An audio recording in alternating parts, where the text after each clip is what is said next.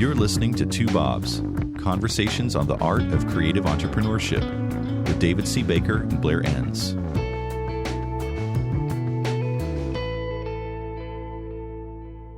David, predict the future.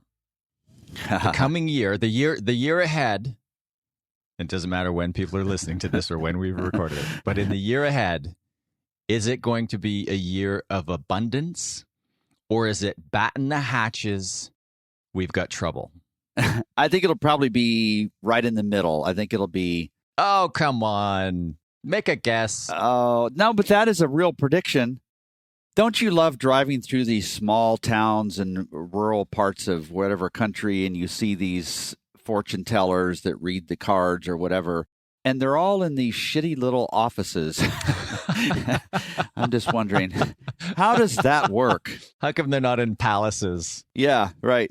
Or the 49th floor of some high-rise condominium. You talk with your clients, a lot of them every week, and I do as well. It'd be interesting to see what you're feeling right now. Or what they're feeling right now.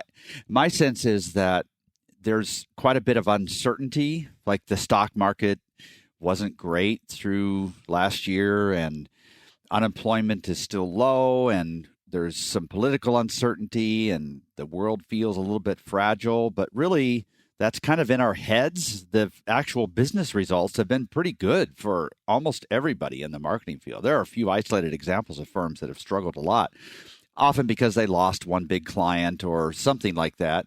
But it's generally firms have been doing really well, and they're thinking, okay, is this year 2019 going to be as good as last year?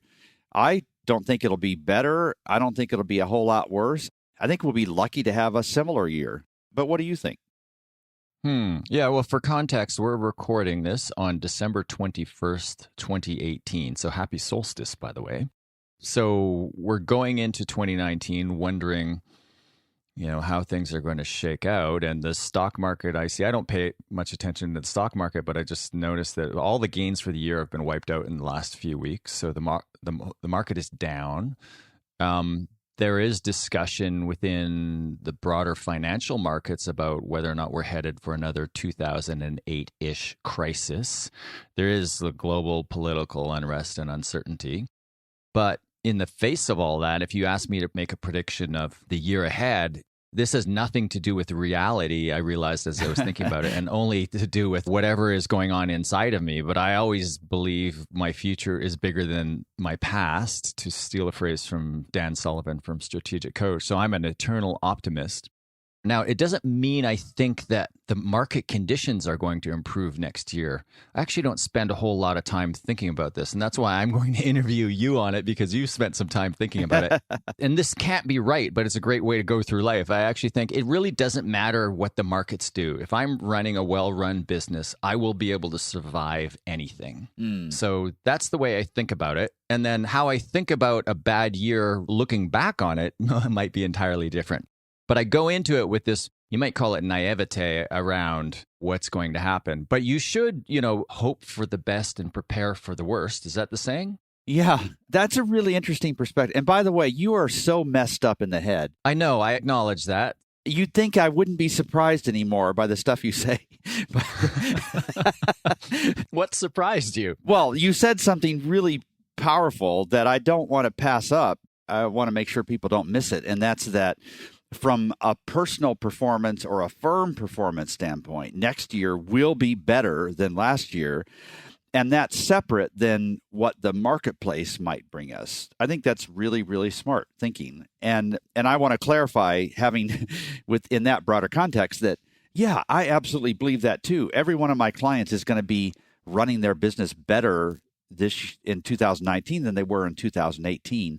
But what will the marketplace bring them? And I think it's just brilliant the way you just separated those two things. So I've spent a lot of time contemplating the question of, is there such thing as free will? Do we human beings have free will? And then one day I realized, you know what? It's kind of a stupid question, because the answer is it doesn't matter. You should live your life like you have free will and you have total control. And I feel the same way about business. You should operate your business like you have complete control over what happens, because I think in those moments when we feel helpless and out of control, and if we have a tendency to kind of blame the market, really, most of us, we're running businesses that can survive a downturn in the market. Right. And if we're making correct and courageous decisions and preparing ourselves appropriately, it really doesn't matter what happens in the market. Now, there are some exceptions to that, right? And maybe we'll get into that, because some vertically specialized firms in particular are more susceptible to an economic downturn. Yeah. Is that right? Right, for sure. And I think of this as, so you, the people listening to this, are the captain of the ship. You're standing on the deck, and you can't control the winds that are going to come your way, but how far out should you look so that you can take corrective action if you see an iceberg coming, right? That's kind of your job as the captain, and you can't just rail at the winds assuming that you're going to change them, but you can get your crew ready. You can think about the decisions you need to make as far in advance as possible. Think about the culture of the crew and all of those things. So it's a unique balance that nobody else at the firm has to think like you do, with a finger firmly on the immediate pulse, but also looking far ahead and making those smart decisions that way. Okay, let's begin by talking about those things that our listeners can do to prepare before a downturn even hits. So if you suspect, or if you're worried about the economic conditions in front of you, wherever you are in time, what are some of the things that you should do to prepare yourself? Well, one of the things that you might do is think about, rather than building a much more sort of expansive/expensive amount of money going to people, you could give somebody a one-time bonus instead of building that amount into their usual salary, because it's very difficult to take money away from somebody. So that would be one thing that you could do. And I don't mean a Christmas bonus. I just mean, instead of an annual bonus, maybe you give them just a one-time bonus rather than raising their compensation. That'd be one thing to think about. Obviously, if you've been doing the opposite for a long time, that's going to raise a few eyebrows, but it also might just be prudent thinking and say, hey, listen, you've kind of maxed out within the salary range that we set for your role, but you've been a fantastic employee. I don't want to build a whole lot of fixed higher money going to salaries, but I do think you deserve something. So here it is. And I think that might be the first thing you'd probably think about. I think that's a great way to phrase it, because as you were describing it, I was thinking, well, how do you communicate this? So you communicate it by saying, I want to acknowledge your good work. I guess this is my question. Would you acknowledge nervousness about the market because of the market, et cetera? I don't want to build in higher fixed salaries. Or would you always come back to, you've kind of maxed out in the salary band? Is it appropriate to communicate to your people, I'm doing this move because I'm concerned about the larger economic conditions? Not unless not mentioning it would strike them as odd. So if they are feeling the same thing because of what they're seeing in the news and what you're talking about, and if you don't acknowledge that potential for something right around the corner, then I think you're going to look kind of stupid. But if saying that feels more like an excuse to them, then I wouldn't say it. So just sort of acknowledge what is widely viewed in the marketplace. I think that's how I would view it. Okay, so preparation point number one is to consider bonusing people rather than building salary raises into fixed compensation. What else should people do to prepare? So I'm really just working down the income statement, thinking about where most of the money goes, right? And most of the money goes to people. Where does it go next? Well, it used to, and this is kind of changing a little bit because of how expensive benefits are for people, but where it goes next is facilities. So this is not the time to sign a 15-year lease, right? It might be, as long as you have some outs, and those outs are the ability to sublease to somebody else, or the ability to give them 6 or 12 months notice at any point in the lease and walk away from it at that point. Or maybe if you're providing a personal guarantee for the entire term of the lease, that personal guarantee is capped at some certain amount. So when you think about how you might need to adjust the size of your firm. Other than people, facility is the next thing to think about. So just being really careful about some of those long-term decisions that you're making. Okay, that makes total sense. What else? This is one I want to talk about together, and it's just this notion that lead generation, if done well, is this massive flywheel. Where I grew up, we had to supply our own electricity, and there was this diesel generator.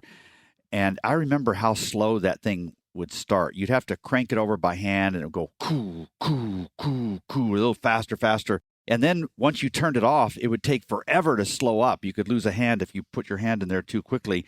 That, to me, is what lead generation is like. It takes so long to spin up. So if you don't have your own lead generation plan well in place before some sort of downturn hits, then you are screwed, my friend, because it just takes so long. People are always asking me after we fix positioning and lead generation at a firm, and you're doing the same kind of work as I am, well, what results should I expect? How long should this take? And the answer isn't the same for everybody, but frequently it sounds something like this. Well, if you do everything right, you should expect to land the first right fit client in about 6 months, and then about every 3 months you're going to land another one. And they look back at you thinking, that is not what I expected to hear. So you've got this downturn that hits, and then you decide to get your act together. Yeah. Sorry, friends, it's too late. What do you think about how long this kind of stuff takes to spin up?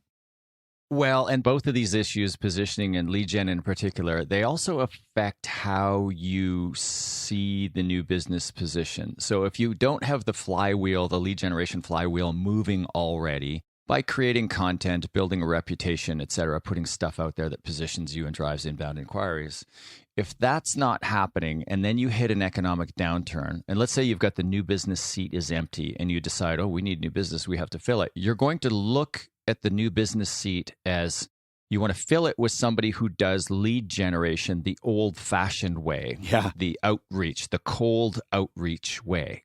And when times are good and your lead generation flywheel, to continue the metaphor, is turning with little effort, then most small to mid-size, like independent firms, probably don't need a business development person who's a salesperson. They need somebody who's actually good at navigating a sale to a close. Just very quickly, if you need your new business person to generate leads for you rather than navigate the leads that marketing is generating for you, then you want somebody who's got a very high competitive drive, who's rejection proof, who goes, who talks people into things.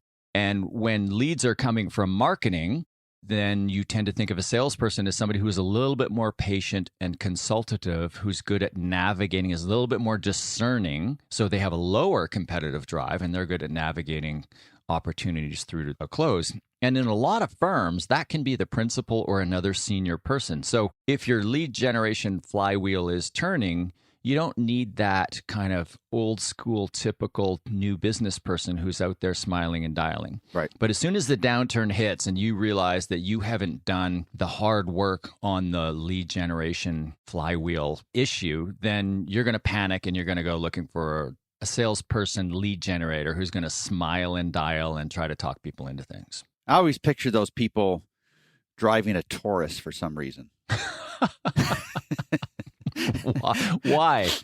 I don't know. They drive 300-mile max trip, and it's usually a dark-colored Taurus, and they're wearing a polyester suit. And maybe I'm a little prejudiced about those salespeople, but yeah, maybe you are. Yeah, maybe.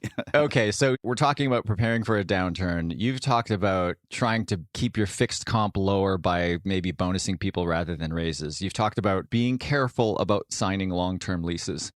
You've talked about do your positioning and lead generation planning and work in advance so that the flywheel is still spinning even in a down economic period. Right. What else? Anything else on the preparation list? Last thing maybe would be just to pay down as much as possible the debt that you've already incurred from either ignoring operational issues that you should have solved in other ways, or maybe from the last downturn or whatever. Get that off the books, because when you are looking at reducing your monthly outlay, there are some things that you simply can't touch. And one of those is the debt. And so if you have debt still on the books in a downturn, you have to cut the people side even deeper than you would have wanted to. You can't cut the facility, you can't cut the debt, so you have to cut the people side deeper. So you really want to focus there. And in particular, you want to focus on any debt that's personally guaranteed, which for any smaller firm listening, almost all of it is, even the credit cards. That would be like a term loan from a bank or a line of credit. Sometimes in the bigger firms, it's not. If there's a distinction there and some of the debt is personally guaranteed and some isn't, then focus on the part that's personally guaranteed so that if there's a really big disaster and we have to walk away from the firm, you won't be as harmed personally outside of the corporation that is the business. Yeah, in a previous episode, we talked about the idea of like a steady pressure and a pulse of something hitting. So the steady pressure in this case might be debt. You're carrying an unnecessarily high debt load. And then the pulse is a rapid economic downturn. And you've talked before about how, I don't know if you abhor debt, but I mean, you could correct me if that's wrong, but I think you've got a great line about how debt covers up some other issues, right? It hides things. Is that right? Right. Debt is okay in some cases. I personally hate it for anything except for appreciating assets. But where I particularly hate it is where it's just covering up sins that need to be solved in other ways. And so whatever the reason for the debt that's on the books, get rid of it as much as you can before a downturn. And then, of course, if the downturn does hit, you could borrow again. I don't think you should. You could borrow again. But mainly it's about giving yourself the flexibility of not cutting more people than you would have otherwise done. Yeah, if you're carrying a lot of debt in good economic downturns, the likelihood of you surviving an economic downturn is not good. You're listening to Two Bobs, conversations on the art of creative entrepreneurship. Your hosts are David C. Baker of Recourses, author, speaker, and advisor to owners of expert firms, and Blair Enns of Win Without Pitching, the sales training and coaching program for creative entrepreneurs. For more information, go to twobobs.com. If you find this podcast helpful, please help us by telling a friend and rating us on iTunes. Thank you. Now back to David and Blair. So let's move from how to prepare to how to react. So let's say, God forbid, the market keeps dropping, other things happen, and we get something close to what happened in 2008, and a big part of the economy kind of takes a big hit or freezes outright for a little while. I think you're a big proponent of having a plan, right? Like essentially having a plan in writing that you enact at the appropriate time. Is that fair? Yeah, because it's very emotional when it hits. So whether it affected the world around you and you weren't being singled out, or whether it was just you losing a big client, whenever that happens, it tends to freeze you. It's emotional. You don't know exactly what to do. And the best way to prepare for that, I found, is for you as a management team to get together before it happens and put two plans together. One is the adjustment plan and one is the survival plan. And you put it in a folder. I mean, maybe it's not really a physical folder where somebody could find it, but maybe it's just in a folder on your computer or whatever. And you just pull that plan out. It will still need to be modified a little bit, but it's a fantastic starting place. So the adjustment plan would say, okay, we probably need to get rid of this one administrative person. We're going to need to slim down and have 2 fewer account people, whatever. Then the survival plan is much deeper than that. We are going to sublease half of our facility. We are going to stop our cooperation with this other firm that we've been doing. We are going to put off this particular purchase. We are going to draw down our line of credit up to this amount, but not a penny beyond that. I am going to cut my salary. Whatever all of those things are, you just pull out the appropriate plan, the adjustment plan or the survival plan, and then you put it into place. If you haven't done that, then you're typically going to lose 2 or 3 weeks worth of very valuable time in reacting the way you probably should. Okay, so I'm imagining it's a little bit of like war planning or just scenario planning, and you have these 2 folders. Here's what's going to happen. when things go bad. But I also imagine that subjective measure of when things go bad changes as things are going bad. So you probably should have some objective measure that says when this happens, or when revenue or AGI per FTE, or when this client leaves, or a client of a certain size leaves, or whatever. Is that what you're saying? And if so, what would those objective measures be? That isn't what I was saying, but I really like adding that, because otherwise you just don't know when. So like if we were part of the military planning in the U.S., we might say, okay, if North Korea launches this missile, this is what we're going to do. And that would be very easy to measure. But if we say, okay, how do we measure our relations with that country getting worse and so on? So one of the things that I've seen some firms do is that when they add generous benefits, so they say, okay, we're going to pay for everybody's parking now. That makes sense. A lot of firms say that. But what they don't do is they say, we're going to pay for everybody's parking now because now our fee billings per full-time equivalent employee are above X. And by the way, if they drop below X again, then we will no longer be able to do that. So they layer the generosity and they tie those individual layers to specific performance metrics.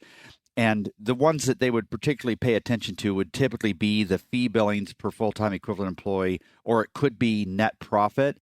That net profit frequently would need to be indexed so that if the principal pays themselves less money to help get through a downturn, we recognize that and say, okay, the net profit would be a whole lot lower if I hadn't lowered my compensation. So that's what I mean by indexing that.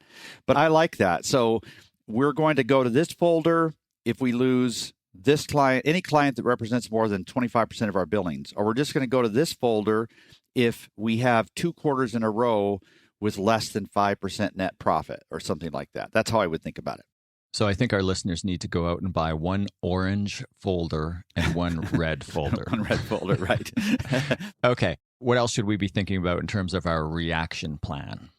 You know, when you work with a firm and I work with a firm and we're sitting there looking at their situation for the first time, it's really obvious to both of us that the roots of what they're struggling with came about many years ago or many months ago. And then you stop and say, how did that happen? What led to that? And frequently, it's when they began to chase cash instead of chasing profit. So they had these people that were working for them. They didn't want to lay them off. And so they said, okay, I know this is not an ideal client, but at least it's something for them to do. We're not going to make a lot of money, but we'll make more money than if we didn't take work for them. And that's fine if you want to do it. But what you don't want to do is lie to yourself here and say, and then when things get better, we'll convert them into the good client that we had hoped they would be at the first. And that is simply not going to happen. It's very unlikely that that's going to happen. So what you want to do is not necessarily, you wouldn't be able to drop this edict on yourself and say, we're just never going to chase cash. We're really going to chase profit only. That's probably unrealistic, but at least be honest with yourself and say, we are going to take this client. We're not going to make much money, but at least it's going to cover our overhead. We know that as soon as we are able to, we are going to replace them with a client that will deliver profit to us. So just being honest at the very beginning and recognizing when the switch in your head flips and you chase cash instead of chasing profit. That's a really important point. And you wrote something years ago, and I quoted you again within the last 2 weeks on the subject. I think the article was titled, it wasn't the title, it was the point of it. Most cash flow problems are profitability problems. Right. And somebody said to me the other day, oh yeah, we're going to do X. It's just an issue of cash flow. And I probed deep into that to try to determine whether it was a cash flow problem or a profitability problem. But the interesting idea there is some people know it's a profitability problem. We're just not getting validation from the market that, you know, what we do is actually worth something. And others are somewhat delusional about it. So they might know it and they might be spinning a story to you. Others might be spinning a story to themselves. So you're saying be honest with yourself, right, first of all, about whether or not we're talking about cash flow or profitability. But on this specific situation, I really like how you said it's unrealistic to say never take something for the cash, because there are times when you've got good people sitting there with nothing to do and along comes a project that isn't profitable and you think, yeah, what's the harm? It'll keep them busy. Maybe they'll enjoy it. There's no profit in it for us, but allows me to keep those resources around. So you're saying that's perfectly valid. Just be honest with yourself and maybe your teammates or your leadership team about what you're doing. Yeah, exactly. And when you mask a problem and say it's cash flow, what you're really saying is this is a problem with my clients. If you said profit, that's really a problem with the way you're running the business. And so it's easy to deflect some of the decisions you're making around that. The other thing I would do too, working down this list, is just about, do you really want to continue this business? In the past, it never seemed to be an option to just close the business because there was so much stigma attached to that. But I don't see that stigma in the marketplace anymore. I don't see the stigma of failure like I used to. In fact, I see more stigma associated with people who stick it out, and they really shouldn't. Instead, the courageous decision is not to stick it out. The courageous decision is to just stop it, right? But you want to make that choice for yourself. Like every professional athlete, they want to choose when they stop. They don't want their contract to not get renewed or get shuffled down to a minor league team or something. So just deciding, making a good decision early on and not just bleeding all of the money that you do have out to fix this thing that in the end never gets fixed. Now, you work with about 50 firms a year. How many times a year are you advising your clients to shut their businesses down? About probably 2 a year, so 4% or so of those firms. Yeah. Okay. What else is on the list of how to react to a downturn? Maybe you need to get rid of that partner. Maybe this is the right time to do it. The firm will never be cheaper if you need to pay them out. This is going to be the cheapest you'll ever get it. That would be one way to look at it. So I'm imagining a firm of two partners, and both partners are listening individually, and they're both thinking, yeah. I'm going to get rid of that other partner. Yeah, right. And they're trying not to flinch as they listen to betray what they just thought of. Yeah. Okay, you're both in the car together. You're not making eye contact. This is getting really awkward. You better stop for coffee or switch to country music. Surely it's not that bad. We don't have to go to country music. Oh, we can stop right now. We're done. This podcast will not get any better. It probably won't. Why do you not get through a tough time? If you do have a partner, you would think that having a partner would make it easier to get through a good time. When in fact, sometimes it's just that you're not on the same page. You're not pulling the oars in the same direction. I often think that, there's a great opportunity to adjust your partnership, especially if this highlights how one of you is just not carrying your share of the weight. So, yeah. Insert awkward silence here. We just stirred up a whole hornet's nest, didn't we? Anything else on your reaction list before we get to things that we don't dread about a downturn? No, that's about it. Those are the big things. But if you get those, you've covered almost all of it. Okay, so I'll just recap. So it happens, you've got to have two folders. One is like things are going bad and when things are really bad. And so you want to have objective measures where possible. You want to know like who you're going to lay off because as you've pointed out, that's probably the easiest part of your overhead to deal with is the personnel. Don't chase cash instead of profit unless you're honest with yourself about what it is that you're doing. Think about shutting it down if it's appropriate. If you're thinking of getting rid of your partner, now is a really good time to do it. Probably financially as well. Okay, so you and I have talked about this before on private conversations. We have each talked about this from a stage or written about it, but a downturn isn't all bad, is it? Why? Why isn't it bad? No, and I want to hear what you have to say about this because you have a very strong evolutionary way of thinking about this, right? Yeah. You see animals killed where you live and you realize it's a part of life.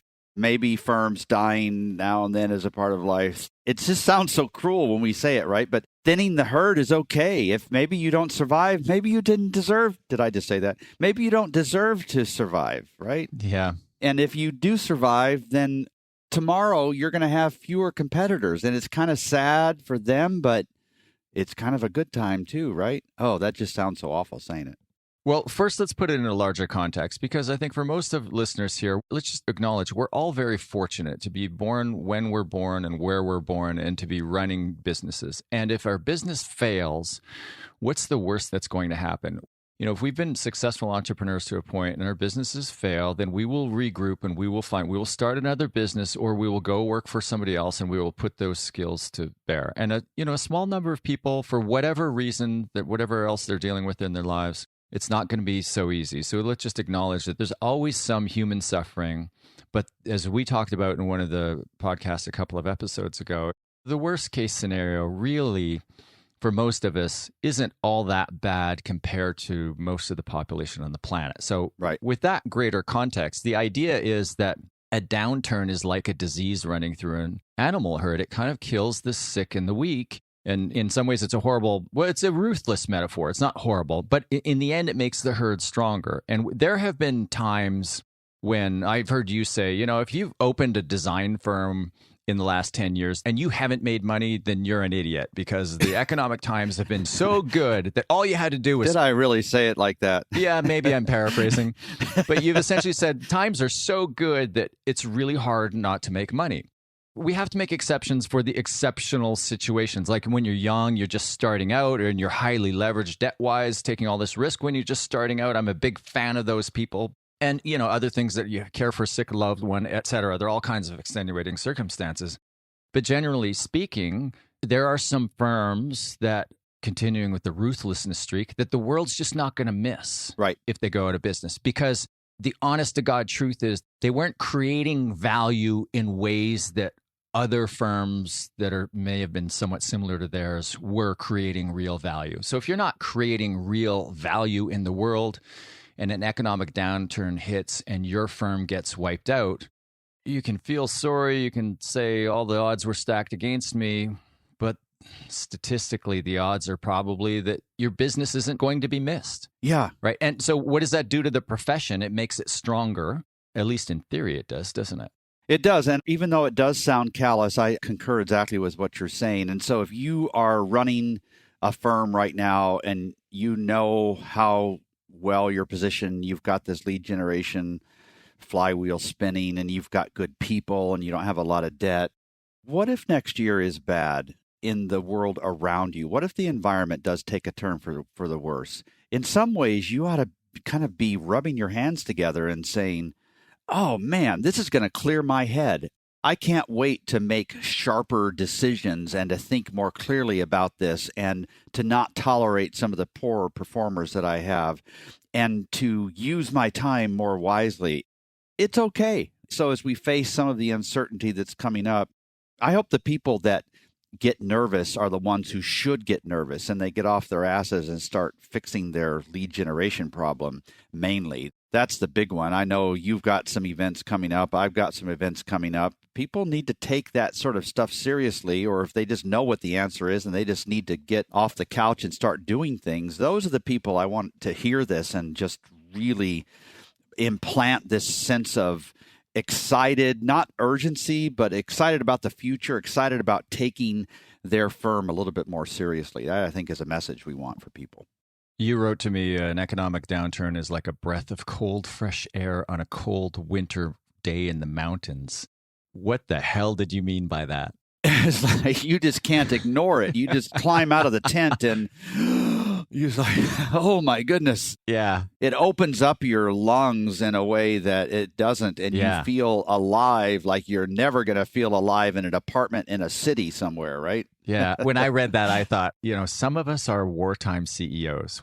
When there isn't something wrong, when we're not under attack by, say, a competitor or like the larger economy, then we are not at our best. And so when you see threat on the horizon, that's when, it's like that bracing cold air. It's like, all right, I recognize that in myself. I don't know if you see it in yourself. I recognize it in some of my clients. Yep. There's nothing like a little bit of threat to reinvigorate you about your business. And that's what I saw when I read your line that an economic downturn was a breath of cold, fresh air on a cold winter day in the mountains. Yeah. And I didn't mean that as a Hallmark card either. I meant it as a terrifying sort of invigorating statement. Yeah. This has been fun. It has been fun. So let's just leave our listeners with this. We hope an economic downturn is not in your immediate future. But if it is, we'd like you to think about it like a breath of cold, fresh air on a cold winter day in the mountains. Okay. Thank you, David. Thank you, Blair. Thank you for listening to Two Bobs with David C. Baker and Blair Enns. Subscribe and learn more at twobobs.com. That's the number 2, BOBS.com.